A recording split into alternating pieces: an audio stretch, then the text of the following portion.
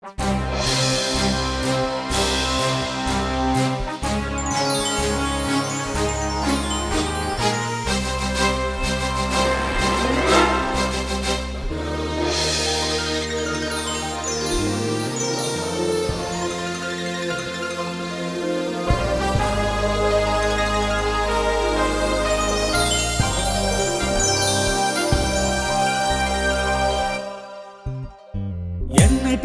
ఎడబాయని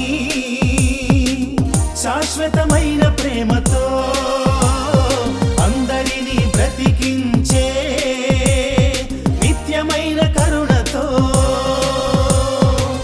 రెపరెపలాడుచూ పిలుస్తూ ఉన్నది జయకేతనమై జయకేతనమై తరంగ ఘోషలా వినిపిస్తున్నది విజయనాదమై విజయనాదమై అఘముల బాపే నిజమిదని బోధించే పరలోక రాజ్యధ్వని అఘముల బాపే నిజమిదని బోధించే పరలోక రాజ్యధ్వని అగాపే విజయధ్వని అగాపే విజయధ్వని అగాపే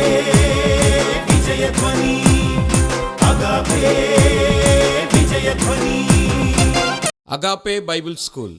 అగాపే బైబిల్ స్కూల్ దేవుని సేవ కొరకు సమర్పణ కలిగిన యువతీ యువకులకు చక్కని అవకాశం. దైవిక దర్శనం కలిగి పరిశుద్ధాత్మ పూర్ణులై క్రీస్తు కొరకు మండుచు అనేక మందిని మండించే వారినిగా తీర్చిదిద్దాలనే ఆకాంక్షతో విజయవాడ పట్టణంలో 2007లో అగాపే బైబిల్ స్కూల్ ఆరంభించబడింది. నేడు 23 మంది విద్యార్థులు తర్ఫీదు పొందుచున్నారు. దేవుని పిలుపు కలిగి సమర్పణ కలిగిన వారికి ప్రాముఖ్యత ఇవ్వబడును. కోర్సు వివరము: సర్టిఫికేట్ ఇన్ థియాలజీ, కాలపరిమితి 1 సంవత్సరము, బోధనా భాష తెలుగు, భోజనము మరియు వసతి ఉచితము. 2016వ సంవత్సరం జూన్ నెల 20వ తేదీ క్లాసులు ప్రారంభించబడును. అప్లికేషన్ మరియు మరిన్ని వివరాలకై సంప్రదించవలసిన చిరునామా: pastor PT Varghese, door number 22-17-5, Bhanunagar, Vijayawada 11. Cell నంబర్లు 905099989994 మరియు 9533332339. మన ప్రభువైన యేసుక్రీస్తు పేరిట మరొకసారి మీకు అందరికీ నా ప్రత్యేకమైన వందనవచనాన్ని తెలియజేస్తున్నాను. యూదా పత్రిక 5వ వచనాన్ని ఆధారం చేసుకొని మనం కొన్ని మాటలు నేర్చుకుంటున్నాం. ఇశ్రాయేలు ప్రజలు దేవునితోనూ మనుషులతోనూ సణిగినట్లుగా, దేవునికి విరోధంగా మనుషులకు విరోధంగా సణిగినట్లుగా మనము పాత నిబంధన గ్రంథములో చూడగలం. దాదాపు 12 సనుగుడ్లు కుడి ఎడమగా కనబడుతున్నాయి. అందులో మొట్టమొదటిగా ఎర్ర సముద్రం దగ్గర ఇశ్రాయేలు ప్రజలు సణుగుతున్నారు. నిర్గమకాండం 14వ అధ్యాయం 10-12 వచనాలు. నిర్గమకాండం 10వ అధ్యాయం 14వ అధ్యాయం 10 నుండి 12 వరకు వచనాలు చూస్తే ఎర్ర సముద్రం దగ్గర దేవుని ప్రజలైన ఇశ్రాయేలులు సణిగారు.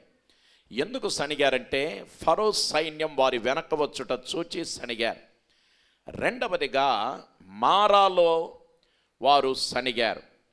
మారా ప్రాంతానికి అప్పటికే 3 దినముల నీళ్లు లేక అలమటిస్తున్న ప్రజానికానికి తీరా మారా అనే ఊరు వెళ్ళగానే అక్కడ వాళ్లకు చేదు నీళ్లు దర్శనమిచ్చాయి. చేదు నీరు త్రాగలేక వారు అక్కడ కూడా దేవునికి మోషేకు విరోధంగా సనగటం మొదలుపెట్టారు.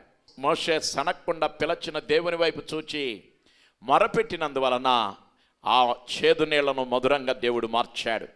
ఈ 2 విషయాలు గత వారం మనం ధ్యానించాం. ఈరోజు 3వ అంశములకు వెళ్ళిపోదాం. 3వదిగా సీను అరణ్యములో ఇశ్రాయేలు ప్రజలు సణిగారు. సీను అరణ్యములో నిర్గమకాండము 16వ అధ్యాయము 1 నుంచి 10 వరకు ఉన్న వచనాలు. నిర్గమకాండము 16వ అధ్యాయము 1 నుంచి 10 వరకు ఉన్న వచనాలలో వాళ్ళు సీను అరణ్యములో సణుగుతున్నారు. ఈ సణుగుడుకు గల కారణం ఏమిటంటే ఆహారం. మొట్టమొదటిగా శత్రువులను చూచి సణిగారు. రెండవదిగా చేదు నీళ్లను బట్టి సణిగారు. మూడవదిగా ఇప్పుడు ఏకంగా అందరికి కావలసిన బువ్వ ఆహారం విషయంలో సణుగుతున్నారన్నమాట. వారు ఏం చేశారంటే 2వ వచనములో, ఇశ్రాయేలీయుల సమాజమంతయు మోషే హరోనుల మీద సణిగెను.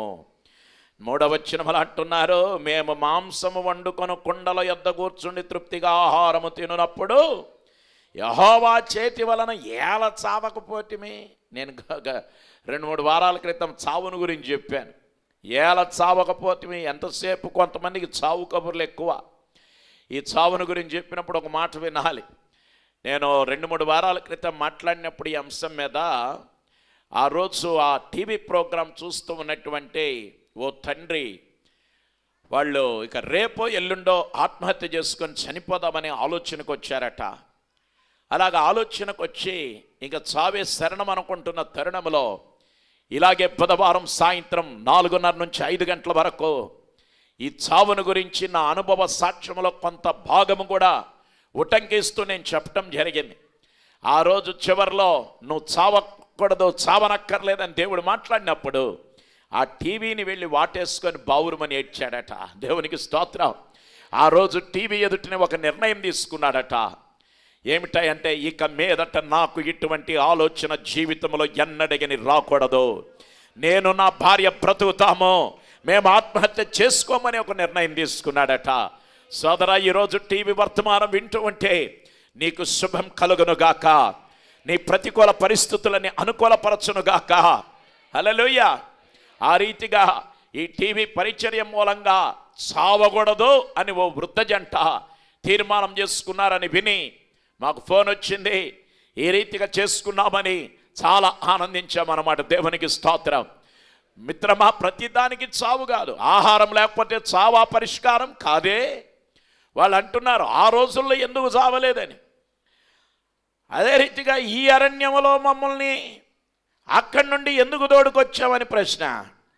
అలాగే అప్పుడు దేవుడు మోషేను చూచి అంటున్నాడు, అమ్మా, అయ్యా, నీవు ఆకలితో అలమటించటానికి నా దేవుడు అనుమతించడని గుర్తుపెట్టుకో.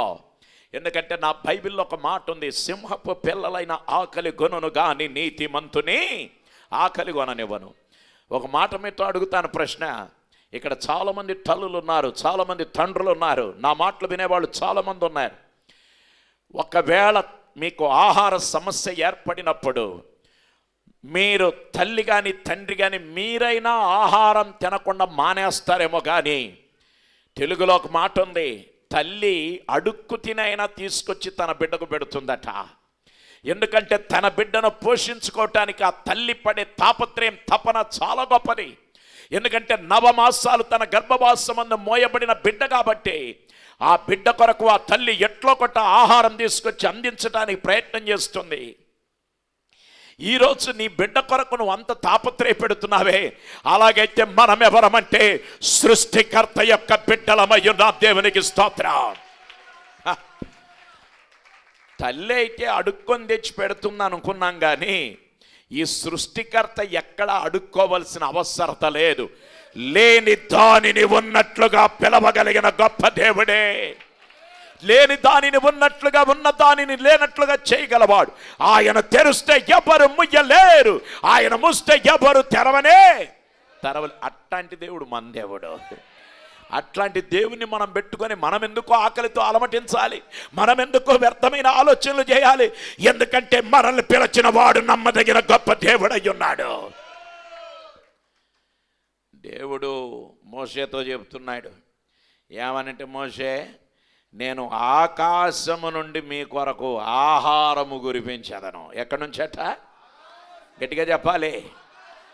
ఫలానా హోటల్ నుంచి కాదు, ఆకాశము నుండి ఆహారము కురిపించదను. వర్షం కురిసినట్లుగా కురుతుంది ఆహారం.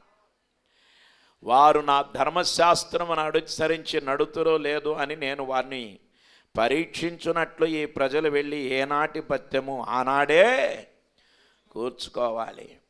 ఇక చూడండి, ఇంక తర్వాత మీరు చదువుకోండి. ఆహారం విషయములో సనుగుడు మొదలయ్యింది. ఈరోజు మీ జీవితంలో ఒకవేళ మీ వంటగది నిండా ఆహార సామాగ్రి లేదా, భయపడొద్దు సోదరి సోదరుడా. నా దేవుడు నీకున్న సకలమును వర్ధిల్ల చేయగలిగిన గొప్ప దేవుడై ఉన్నాడు. మిమ్ములను అనాథలుగా విడవనని వాగ్దానం ఇచ్చాడు దేవుడు. ఈ రోజు నుంచి మీ వంటగదిలోనికి దీవెనలు దిగునుగాక, ప్రతి డబ్బా నిండుగా ఉండునుగాక. రోజు వెళ్ళి ఏనాటి పచ్చం ఆనాడు కొనుక్కు తెచ్చుకునే స్థితి నుంచి దేవుడు నిన్ను గట్టెక్కించునుగాక. ఎప్పటికప్పుడు తడుముకునే స్థితి నుంచి దేవుడు మిమ్మల్ని గట్టెక్కించునుగాక. సర్వ సమృద్ధి కలిగిన నా దేవుడు మీ కొరకు వర్షాన్ని, ఆహార వర్షాన్ని కురిపించునుగాక. ఆహారం అంతేస్తాను ఇంతేస్తాను కాస్త సరిపెట్టుకోండి అనేది కాదు. నేను మీ కొరకు ఆకాశము నుండి ఆహారమును వర్షింపజేస్తాను. నా దేవుడు సజీవుడైన మాట ఇచ్చి తప్పని గొప్ప దేవుడు. దేవునికి స్తోత్రం. హల్లెలూయా. అలాగే 4వదిగా రెఫీదీములో సణిగారు. నిర్గమాకాండము 17వ అధ్యాయము 1 నుంచి 7 వరకున్న వచనాలు. నిర్గమాకాండము 17వ అధ్యాయము 1 నుంచి 7 వరకున్న వచనాలు. ఇక్కడ సనుగుడుకు కారణం ఏమిటంటే నీళ్లను గురించే.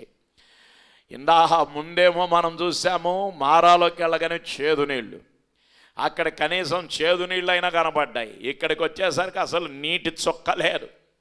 అలాగ నీటి చుక్క కూడా లేని స్థలములో వాళ్లకు దాహార్తిని తీర్చే నాదుడెవరా అని చెప్పి నీళ్లను గురించి ఓ సణుగుడు గొనుగుడు మొదలుపెట్టారు మోషేకు దేవునికి విరోధంగా. అప్పుడు నా దేవుడు మోషేతో అన్నాడు కదా, మోషే నీ చేతిలో ఏముంది అన్నాడు. స్వామి నా చేతిలో కర్ర ఉందయ్యా, అయితే ఆ కర్రతో ఆ బండను కొట్టమన్నాడు. ఏం కొట్టాలట? బండను. అంతే, బండను ఒక్క దెబ్బ కొట్టగానే కర్ర ఎరిగిపోలా, ఆ బండ పగలగొట్టబడింది. ఆ బండలో నుంచి నీళ్లు పెళ్ళుపికి వచ్చి ఇశ్రాయేలు ప్రజల జాతి యావత్తు యొక్క ఆ దప్పికను దేవుడు తీర్చేశాడు. దేవునికి స్తోత్రం కలుగునుగాక. ఈరోజు నువ్వు ఏ విషయములు దప్పిక కలిగి ఉన్నావు? ఎందుకంటే ఆత్మ విషయమై దీనులైన వారు ధన్యులు అని చెప్పి దేవుని వాక్యములో మనం చూస్తున్నాము. అలాగే దుప్పి నీటి వాగుల కొరకు ఎలాగైతే ఆశపడుతుందో, దేవా నా ప్రాణం కూడా నీ కొరకు తృష్ణ కొనుచుందంట అంటారు కోరహు కుమారులు కూడా. ఈరోజు నీ జీవితంలో ఎక్కడైనా ఏదో విషయంలో దాహం కొని ఉన్నావు, తపన పడుతున్నావు, తాపత్రయపడుతున్నావు, నాకు దొరకలేదు అనుకుంటా ఉన్నావు, అవ్వలేదు అనుకుంటూ ఉన్నావు. నీ నాలుక పిడసగట్టుకుపోతుంది, గొంతు ఎండిపోతుంది, నీ పరిస్థితులన్నీ ఎండిపోతున్నట్లుగా ఉన్నాయి ఈరోజు. ఎందుకంటే బండను పగలగొట్టి దాహం తీర్చిన గొప్ప దేవుడు. ఈరోజు నువ్వు ఏ విషయంలో దాహార్తిని కలిగి ఉన్నావో ఆ దాహమును తీర్చగలిగిన వాడే మనం ఆరాధించే గొప్ప దేవుడు. దేవునికి స్తోత్రం. ఒకానొక సమయములో అబ్రహాం ఇచ్చిన నీళ్ళు అయిపోయాయి, అబ్రహాం ఇచ్చిన ఆహారం అయిపోయింది. చిన్నవాడు దాహం అమ్మ అంటే దాహార్తిని తీర్చటానికి హాగరు చేతిలో మంత్రదండం లేదు. ఏం చేయాలో దిక్కుతోచని పరిస్థితుల్లో దిక్కులు పెక్కటిల్లేలా అరుస్తుంది హాగరు. చరిత్ర చెప్తుంది, బైబిల్లో వ్రాయబడలా, చరిత్ర సాక్ష్యం ఇచ్చేది నేను చెప్తున్నాను. అదేమిటయ్యా అంటే, హాగారట 2 కొండల మధ్య పరిగెత్తిందంట. ఒక కొండ పేరు సఫా, రెండో కొండ పేరు మార్వా సఫా అనే కొండల మధ్య దాదాపు 6-7 సార్లు అటు ఇటు పరుగులు తీసిందంట. పరిగెత్తి ఒక్క చుక్క నీళ్లు దొరకలా. నిరాశ నిస్పృహల మధ్య హాగర్ ఇలాగ కాళ్ళు ఈడ్చుకుంటూ ఆమె నడిచి ఇలాగొస్తూ ఉండగా ఈలోపుగా తన కళ్ళార ఒక అద్భుతం చూచింది ఆమె. ఆ అద్భుతం ఏమిటంటే, ఇదిగో తన కుమారుడు నీళ్లు త్రాగుతున్న దృశ్యం చూచిందంట. హల్లెలూయా, హల్లెలూయా. తన కుమారుడు నీళ్లు త్రాగే దృశ్యాన్ని చూచింది. ఆశ్చర్యం వేసింది. ఈ తల్లి కూడా వెళ్ళింది అక్కడికి. అక్కడ జరిగింది ఏమిటంటే, ఇష్మాయేలు తల్లికి దూరంగా ఉన్నాడు, తండ్రికి దూరంగా ఉన్నాడు. తండ్రి కాస్త నీళ్ల తిత్తిని కాస్త ఆహారాన్ని ఇచ్చి పంపించేశాడు. అమ్మ ఏమో 2 కొండల మధ్య బిడ్డ కొరకు నీళ్లు తెద్దామని ఆమె పరిగెత్తి వెళ్ళింది. అందుకే చూడండి, బైబిల్ చదవండి మీరు. ఆ చిన్నవాని మొర దేవుడు ఆలకించెను అని కనబడుతుంది. హల్లెలూయా. తల్లి అయినా తండ్రి అయినా మరచునేమో కానీ నేను నిన్ను మరవనని వాగ్దానం ఇచ్చాడు. Praise the Lord. హల్లెలూయా.